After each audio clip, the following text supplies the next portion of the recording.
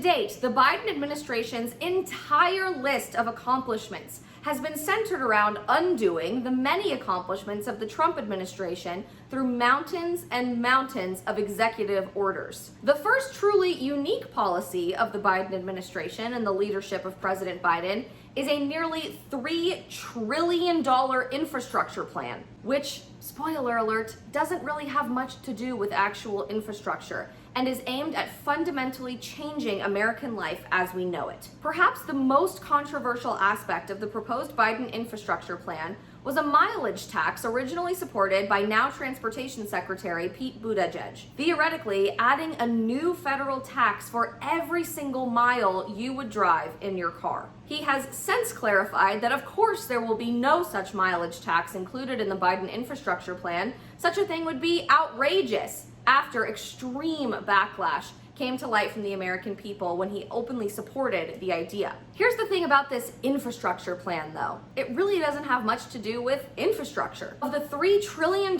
in this bill, only $620 billion would go towards transportation and infrastructure. Nothing to sneeze at, certainly, but that leaves a massive majority of the plan going towards other aspects of American life. Of the roughly $620 billion going toward transportation infrastructure, 28% of that will be spent to purchase the federal government electric vehicles. Beyond specific infrastructure spending, there's many other costly projects associated with this plan, like $35 billion to address the climate crisis, $16 billion to plug existing oil and gas wells, $10 billion to modernize federal buildings, and an additional $30 billion to prevent future pandemics. Not to mention $28 billion on unspecified other projects. There's not projected to be any Republican or conservative support in the House or the Senate for the Biden infrastructure plan as it is legislation, indicating serious concerns about the popularity of such a plan for at least